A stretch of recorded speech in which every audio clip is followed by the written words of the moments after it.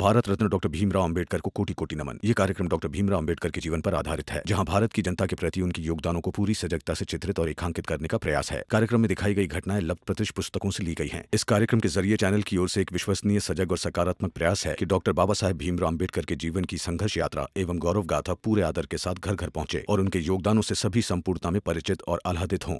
Doctor साहब, मेरे बहू को होश आ गया, देखिए ना जरा।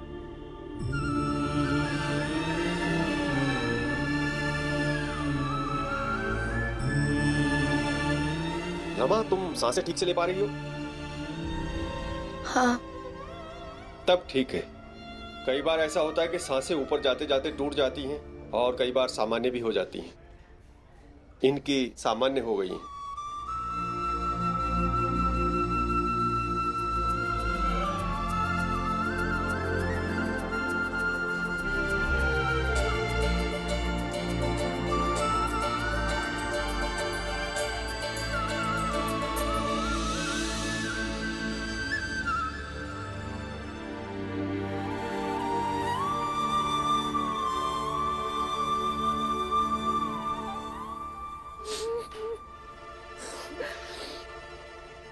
सुना क्या?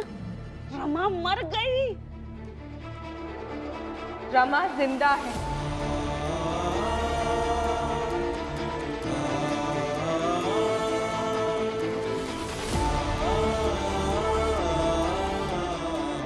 और ये मेरे जीवन की सबसे बड़ी खुशी है। रमा जिंदा है? हाँ हाँ हाँ, रमा जिंदा है। जाइए जाइए अंदर और मिल लीजिए रमा से।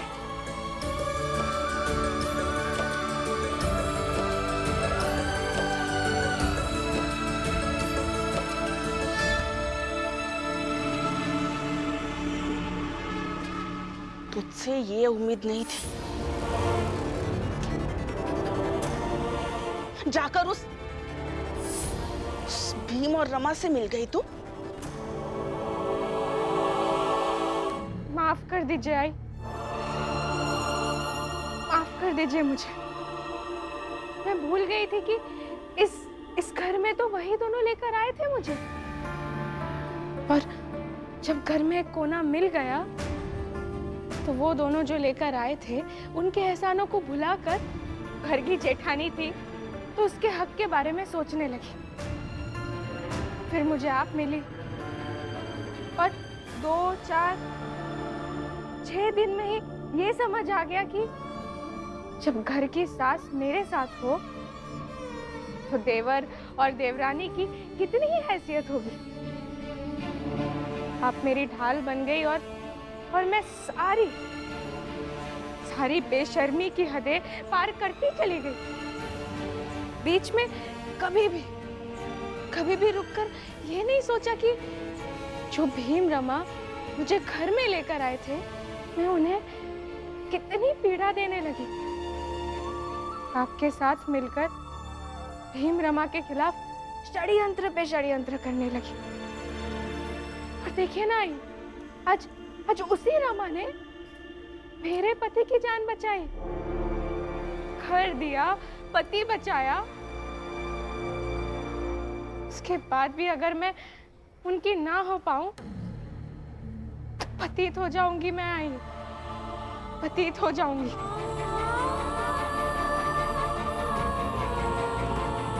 इसलिए आप मुझे क्षमा कर दीजिए आई। गुनहगार तो मैं आपकी भी हूँ। संभवतः आपका भी भरोसा तोड़ा है मैंने। अगर आई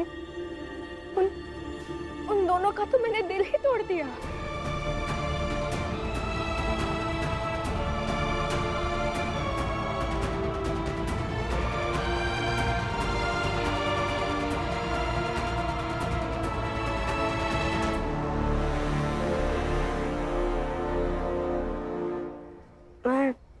मैं ठीक हूँ।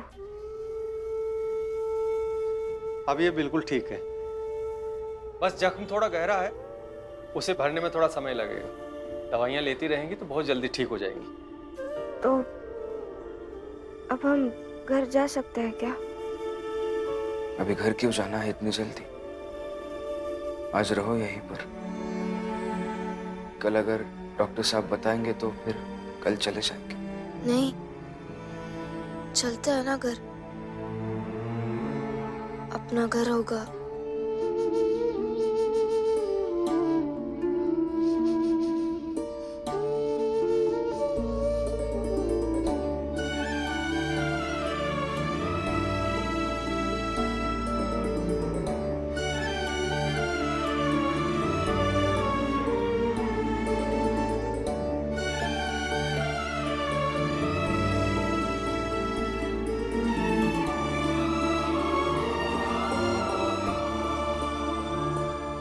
और कुछ काम भी है। रमा, बेटी सुबह चलते हैं ना? पापा चलते हैं ना अभी? हाँ, रमा को घर ले चलो।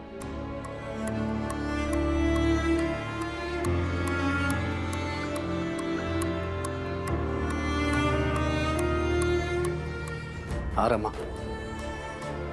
घर चलो। छोटे भाई की पत्नी भी तो बहन जैसी ही होती है ना।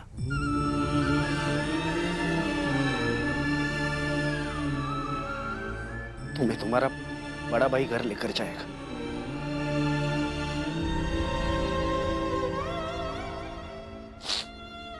हाँ बेटा, घर चलते हैं। इतने दिनों बाद बहुत सारे रिश्ते जुड़ गए हैं। सब लोग घर जाने के लिए तड़प रहे हैं। घर चलते हैं। हाँ डॉक्टर साहब, दवाई लिख कर दे दीजिए। हम रमा को घर ले जाएंगे। ठीक है, मैं दवाई लिख के दे देता हूँ, बाकी थोड़ा इनका ध्यान रखिएगा।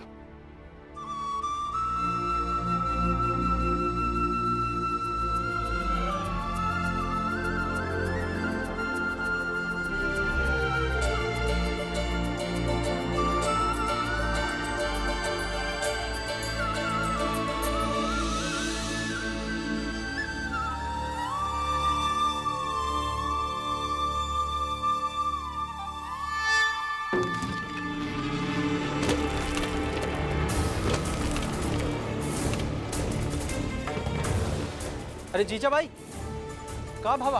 अरे मर गया मेरा भरोसा उस करुणा पर से। मर गई मेरी उम्मीद कि वो करुणा कुछ कर सकती है। जिंदा रह गई वो रमा जिसे नहीं रहना चाहिए था।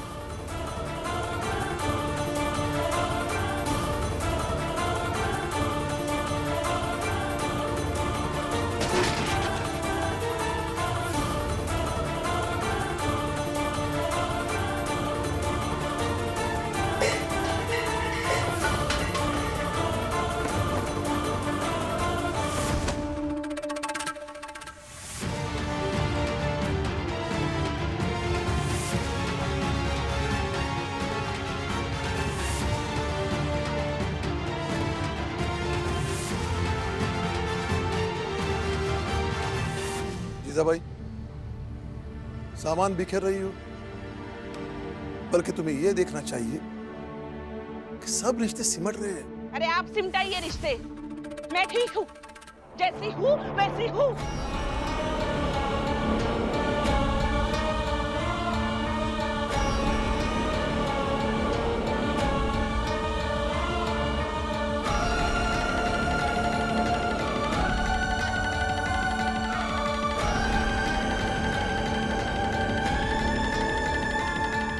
अंदर चलो।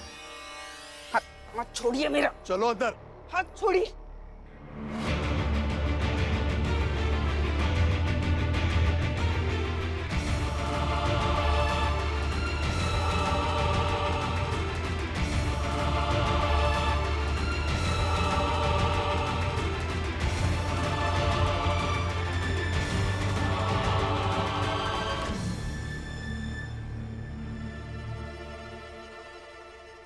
जोखू, अब की बार मार लिए ना हमें।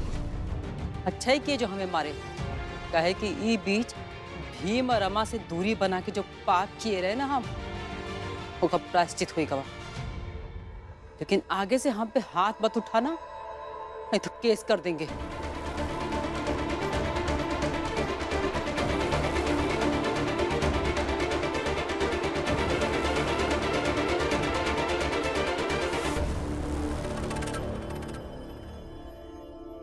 इस चाल की हवा बदल रही और बदल रहा है ये शहर।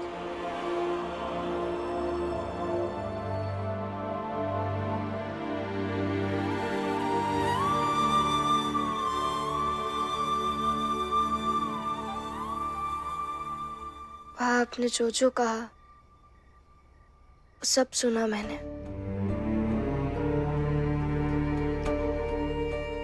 सांसें नियंत्रण में नहीं थी, लेकिन दिल थाम के सब सुना और सोचा कि कितना प्रेम करता है आप मुझसे। बस अब रोना मत शुरू कर देना। डॉक्टर ने क्या कहा है? सिर्फ और सिर्फ आराम करना है। रोना नहीं, बिल्कुल भी नहीं, रोऊंगी नहीं। अब जाइए, सो जाइए। तुम भी सो जाओ।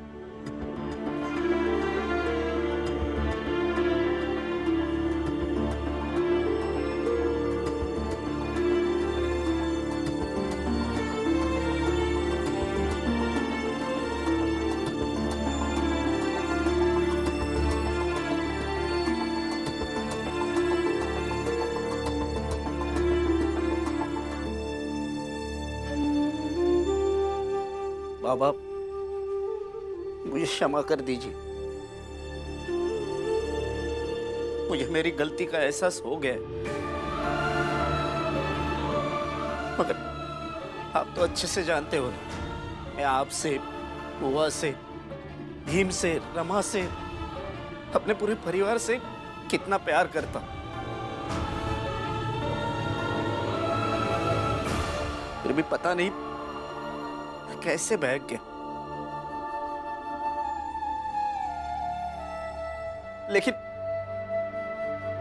लेकिन मैं आपको विश्वास दिलाता, आज के बाद मैं और करुणा कभी भी ऐसा कुछ भी नहीं करेंगे जिससे इस घर की आत्मा को चोट पहुंचे।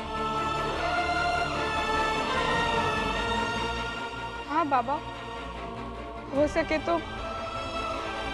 तो हमें क्षमा कर दीजिए।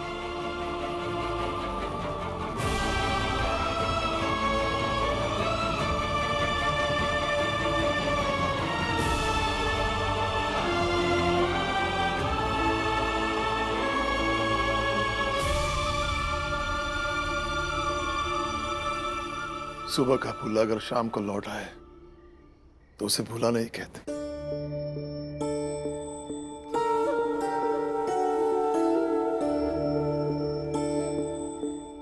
अब तुम दोनों लौट आए, अब तो मेरी उम्र और बढ़ गई। जाओ, आराम करो।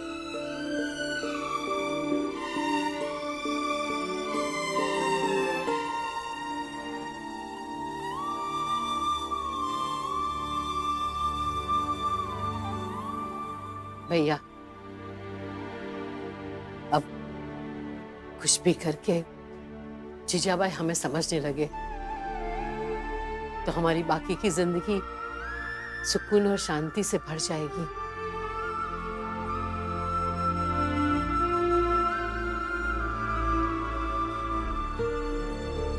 मेरे हाथ में तुम्हारी साड़ी है रमा।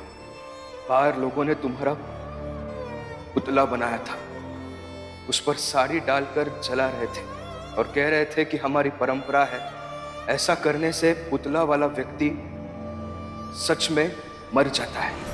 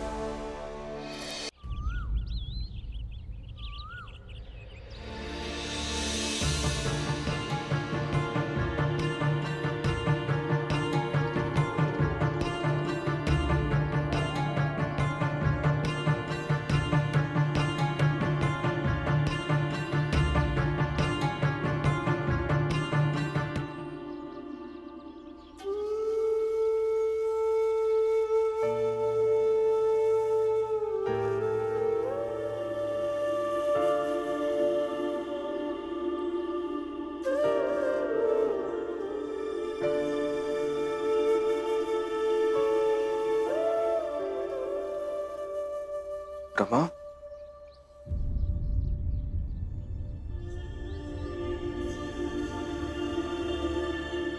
ये क्या कर रही हो? बस हो गया।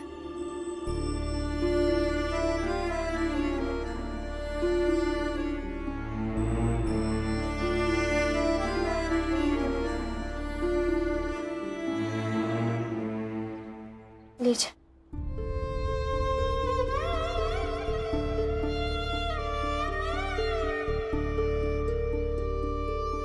चली हुई साड़ी में दूसरी साड़ी को लगाकर सही कर दिया। उन लोगों ने आपका मेरे प्रति जो प्रेम है उसमें आग लगा दी थी, जला दिया था, लेकिन मैंने उसे रफू कर दिया। मैंने आपके विश्वास और उम्मीद को झुलसाया था। मैंने भाग्य से आपकी हिम्मत ना दी, एक कर दी। अब चाहिए उन्हें साड़ी दिखाइए और कहिए कि आपकी रमा जिंदा है और भीम रमा की जोड़ी अभी और लड़ाई लड़ेगी, बहुत लड़ाई लड़ेगी।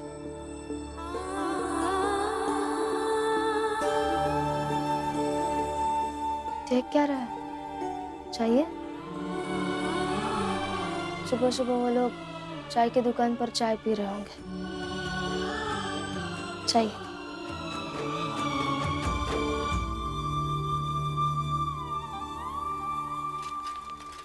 रात में मरते मरते बच गई रमा। अगर मर गई होती ना तो मजा आ जाता। लेकिन जो भीमराव के साथ किया उससे अब वो डर गया होगा। शायद अब हमारे सामने कभी नहीं आएगा। इधर देखिए।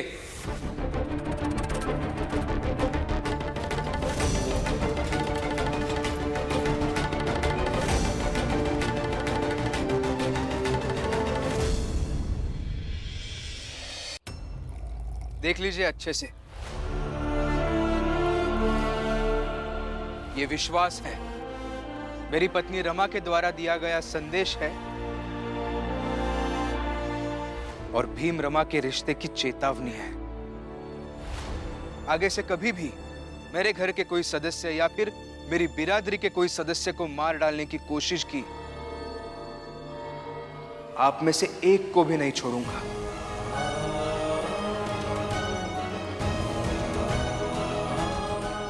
और आज मैं आपको एक सलाह देना चाहता हूं। जरा बाहर निकलिए इन घटिया मान्यताओं से, जिन मान्यताओं के आधार पर आप जिस व्यक्ति को मारना चाहते हैं उसका पुतला बनाकर जला देते हैं। जरा बाहर निकलिए आपकी उन घटिया मान्यताओं से, जिन मान्यताओं के आधार पर आप मेघनाथ जी का बदला हम सबसे ले रहे हैं। बदला लेंगे तो नुकसान सबका होगा। बदला लेकर आज तक किसी का भला नहीं हुआ है, तो अब आगे क्या करना है ये आप तय कर लीजिए।